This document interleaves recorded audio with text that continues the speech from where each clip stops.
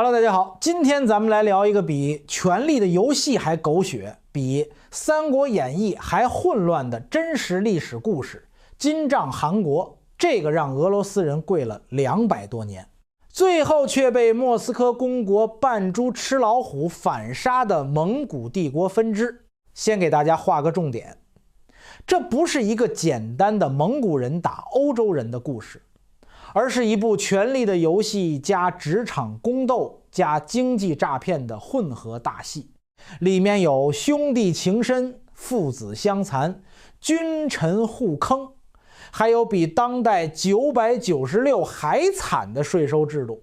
如果你喜欢看历史上的骚操作和神反转，那今天绝对让你大呼过瘾。在正式开讲前，我先问大家一个灵魂问题：你觉得一个只有4万纯种蒙古兵的政权是怎么统治500万平方公里土地、数百万人口的庞大区域，还能让俄罗斯人乖乖交了240年保护费的？答案绝对颠覆你的认知，不是靠武力，而是靠极致侮辱却极其高效的代理人制度。故事要从成吉思汗说起。老英雄打下大半个世界后，开始给儿子们分家产。按照蒙古传统，长子继承家业。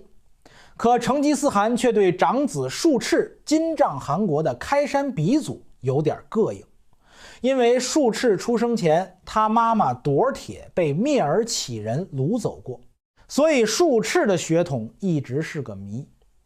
成吉思汗说：“儿子，爹不是怀疑你，就是你懂的。”术赤说：“爹，我懂你个锤子，我流的是黄金家族的血。”结果呢，术赤被打发到了最远最荒凉的钦察草原。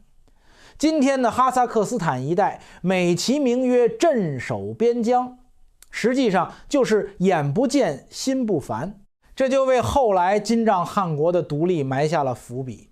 术赤死后，他的儿子们开始争家产，按照规矩，长子沃儿答应该继位，但这位大哥是个佛系青年，主动让位给弟弟拔都。老弟，你比我狠，比我会打仗，地盘你管，我给你打辅助。这波操作在蒙古史上堪称清流。要知道，蒙古帝国后来的内乱大多都是因为争汗位打得头破血流。拔都也够意思，转头就封哥哥做了白帐汗国的老大。兄弟俩一个管金帐伏尔加河流域，一个管白帐哈萨克草原，联手统治了200年。这兄弟情比《三国演义》里的塑料兄弟强多了。1235年，窝阔台大汗一声令下，拔都率领15万大军开始第2次西征，史称长子西征。这波操作直接把欧洲人吓得魂飞魄散，史称黄祸。这个词有点敏感，咱们换成蒙古风暴。拔都的西征堪称军事奇迹。1237年，灭里亚赞公国，莫斯科第1次被屠城，这不是最后一次。1240年，攻陷基辅，把这座罗斯诸城之母变成废墟。1241年，塞约河战役歼灭匈牙利主力，蒙古骑兵饮马多瑙河，离维也纳只有1步之遥。最搞笑的是波兰人，他们组织了一支欧洲联军，结果被蒙古人用放风筝战术边打边退，用弓箭消耗，打得全军覆没。波兰历史学家后来写道：蒙古人不是人，是上帝派来惩罚我们的恶魔。这心理阴影面积比撒哈拉沙漠还大。就在拔都准备横扫西欧时，窝阔台大汗突然去世的消息传来。按照蒙古规矩，所有宗王都要回去参加忽里勒台大会，选举新大汗。拔都心里10000个不愿意，但没办法，只能撤军。可就在东返途中，他听说新大汗是和自己水火不容的贵，由窝阔台的儿子拔都当场就病了，不是装的，是真的气病了。他直接在伏尔加河下游扎营不走了，说我病了，参加不了大会，你们选你们的，我就在这儿养老了。1243年，拔都在伏尔加河下游建立萨莱城，今阿斯特拉罕附近，作为首都，正式建立金帐汗国。因为它的汗帐是金色的，欧洲人称之为 Golden Horde。 这波操作相当于在蒙古帝国的边疆建立了一个独立王国，开启了260年的统治。刚才我们提到，金帐汗国只有4万纯种蒙古兵，要控制500万平方公里土地，根本不可能派官驻军撒出去，连水花都溅不起来。那蒙古人是怎么做到的？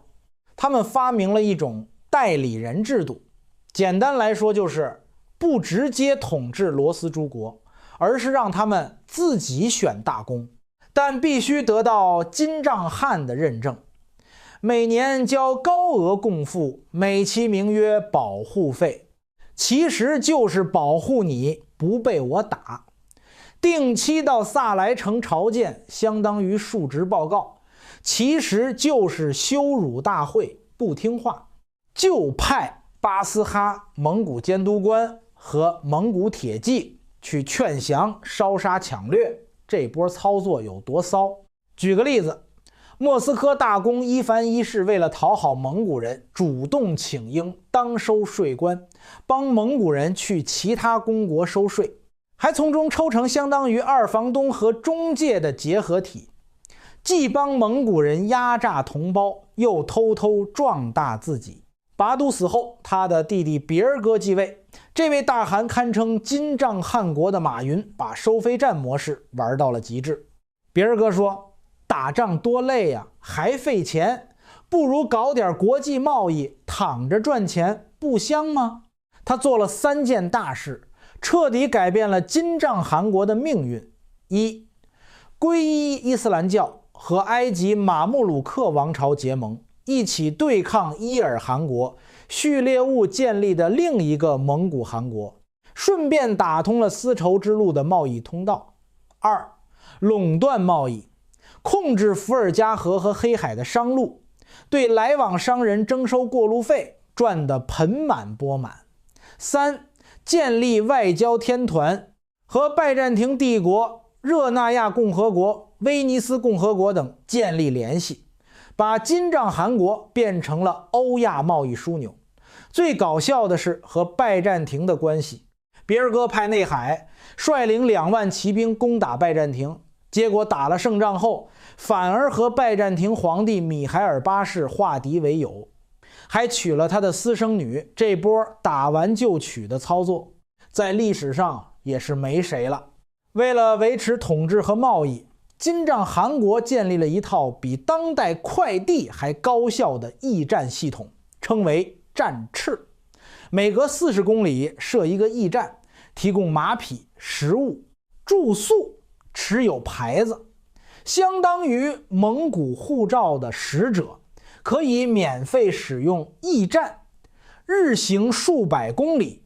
这套系统后来被俄罗斯继承，成为邮政系统的前身。这波操作有多牛？13世纪的欧洲人还在靠步行和马车送信，蒙古人已经能在1周内把消息从伏尔加河传到多瑙河，相当于古代5G。别尔哥死后，金帐汗国经历了一段汗魏争夺战，史称大空魏时期，1266到1280年，短短14年换了8位大汗，比当代996还卷。这波内卷直接导致金帐汗国分裂出白帐汗国和蓝帐汗国。虽然名义上还是金帐汗国的附庸，但实际上已经各自为政，这为后来的彻底分裂埋下了伏笔。1302年，脱脱继位，这位大汗想搞中兴，做了2件大事：一，向元朝称臣，重新承认元朝的宗主地位，想借元朝的力量稳定内部；二，改革币制，在萨莱城铸造只铸自己名字的钱币，不再铸蒙古大汗的名字。这波操作相当于表面臣服，实际独立脱脱的改革看起来很牛，实则埋下了祸根，向元朝称臣，让金帐汗国失去了独立的合法性。改革币制又引起了蒙古贵族的不满，为后来的内乱埋下了伏笔。1380年，莫斯科大公祭米特里在库里科沃战役中击败蒙古军队，虽然只是小胜，但打破了蒙古人不可战胜的神话，这相当于俄罗斯人站起来了的第一步。可就在俄罗斯人以为要翻身时，一个更狠的角色出现了，铁木儿这位中亚屠夫、跛子征服者突然对金帐汗国发动了闪电战。1395年，帖木儿率领大军攻打金帐汗国，在昆都尔察河谷战役中大败脱脱弥失。金帐汗随后洗劫了萨莱城，把这座东方威尼斯变成了废墟，还摧毁了伏尔加河的水利设施，相当于断了金帐汗国的经济命脉。这波操作有多狠？帖木儿，我不是针对你，我是说在座的各位都是垃圾。就在金帐汗国被帖木儿打得元气大伤时，莫斯科公国开始偷偷发育。伊凡三世、全罗斯大公一边向金帐汗国交贡赋，一边吞并周边公国，壮大自己。他还娶了拜占庭帝国的末代公主索菲亚，把自己包装成东罗马帝国的继承者，获得了宗教上的合法性。最重要的是，他建立了中央集权制度，把权力牢牢掌握在自己手里，为后来的反杀做准备。这一波操作有多骚？相当于你打游戏时，队友在旁边偷偷刷野发育，等你残血了，他突然跳出来抢人头。帖木儿的打击让金帐汗国彻底分裂。1430年代开始，一个个子公司纷纷独立。1430年，克里米亚汗国独立，拔都弟弟突花帖木儿的后裔建立。1438年，喀山汗国独立。1441年，阿斯特拉罕汗国独立。1443年，西伯利亚汗国独立到15世纪中叶。金帐汗国的核心领土只剩下大帐汗国，伏尔加河流域相当于破产公司，只剩下一个空壳子。1480年，大帐汗阿合马想最后一搏，率领大军攻打莫斯科公国，结果在乌格拉河战役中上演了一出史上最尴尬的对峙，双方隔河扎营，对峙了整整53天，每打一仗就各自撤军。这波操作有多尴尬？给大家讲几个细节。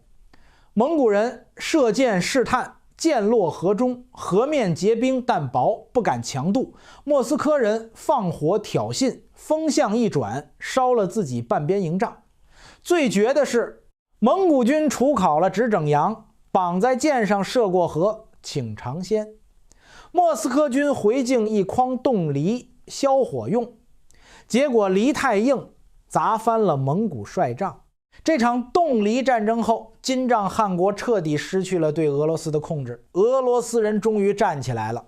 1502年，克里米亚汗国金帐汗国的子公司的明格里格莱率军攻打大帐汗国，在萨拉托夫战役中击败末代大汗谢赫阿合马，大帐汗国灭亡。这相当于儿子杀了老子，历史就是这么讽刺。金帐汗国虽然灭亡了，但他给俄罗斯留下了3大遗产，至今影响深远。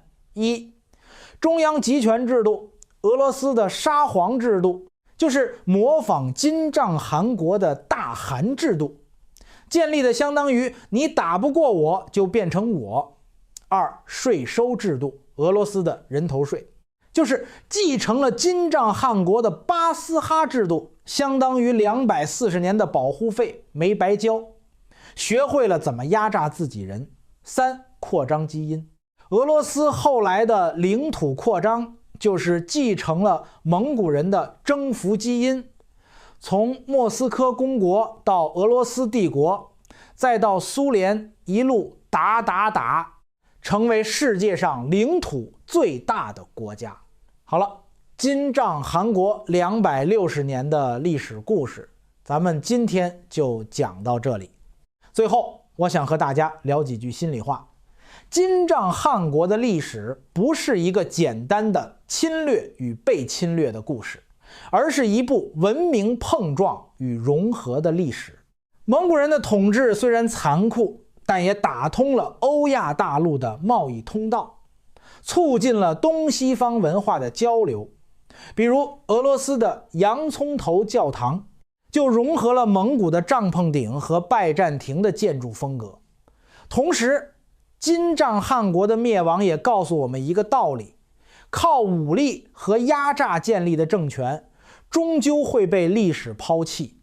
莫斯科公国之所以能反杀金帐汗国，不是因为武力更强，而是因为他懂得团结民心和偷偷发育，这比单纯的武力征服更重要。